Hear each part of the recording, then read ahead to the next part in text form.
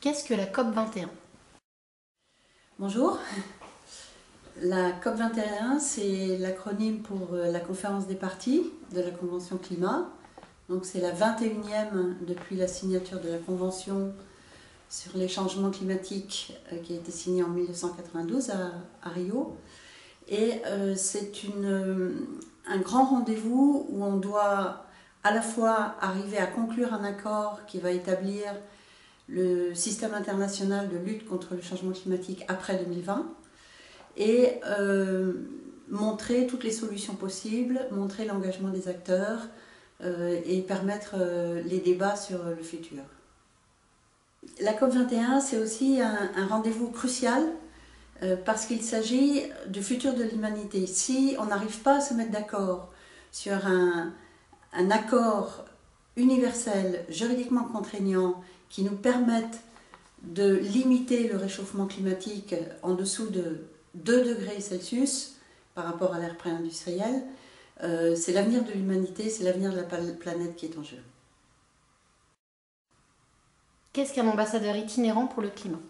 C'est la France qui va accueillir la COP21 et donc non seulement accueillir à peu près 40 000 personnes, 20 000 délégués, 20 000 invités, 3 000 journalistes, mais aussi présider les négociations, mais aussi mobiliser l'ensemble des acteurs. Nous ne sommes pas seuls, nous sommes accompagnés par toute une série d'organisations et nos partenaires amis. Le gouvernement français, pour pouvoir mieux expliquer ses intentions pour la COP21, pour pouvoir mieux recueillir les attentes de chacun des pays, et dans les pays, non seulement celles des gouvernements, mais aussi celles de la société civile, le gouvernement français a décidé de nommer 4 ambassadeurs itinérants qui visitent un certain nombre de pays, justement pour faire ce que je viens de vous décrire. Je suis là en Slovaquie non seulement pour expliquer les intentions du gouvernement français, en tant que présidence de la COP, mais aussi pour recueillir les attentes des autorités, recueillir aussi leur engagement, et il est réel ici en Slovaquie. J'ai rencontré hier le ministre adjoint de l'Environnement et il m'a dit que la Slovaquie veut être pleinement participante dans la COP21 et veut vous aider à réussir, mais aussi pour mobiliser la société civile et écouter ce qu'elles ont à nous dire pour enrichir les débats. Quel message voulez-vous faire passer en Slovaquie? Je voudrais dire en Slovaquie que l'accord international universel auquel nous voulons aboutir à Paris offre une opportunité économique. La lutte contre le changement climatique, les régimes juridiques que nous voulons établir doivent être complétés par des innovations technologiques, par des efforts de la recherche, par des engagements des citoyens. Ce sont des entreprises qui peuvent offrir des opportunités. Je prends un exemple, l'efficacité énergétique, l'isolation des bâtiments, c'est rentable. À terme, c'est rentable.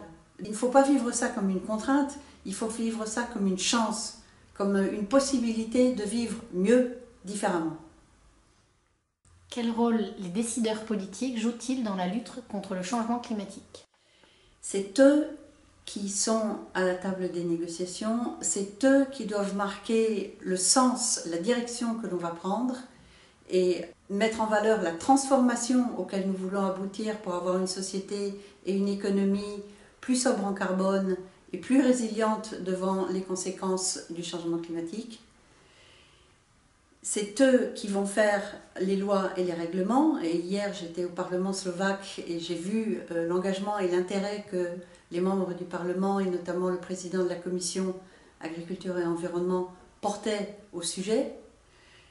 Mais ils ne peuvent rien faire tout seuls. On a besoin des citoyens, on a besoin de l'opinion publique, on a besoin de l'engagement de chacun, à la fois pour pousser à l'ambition et pour porter les solutions et agir tous les jours. Donc nous avons besoin de tous pour réussir à Paris. Merci.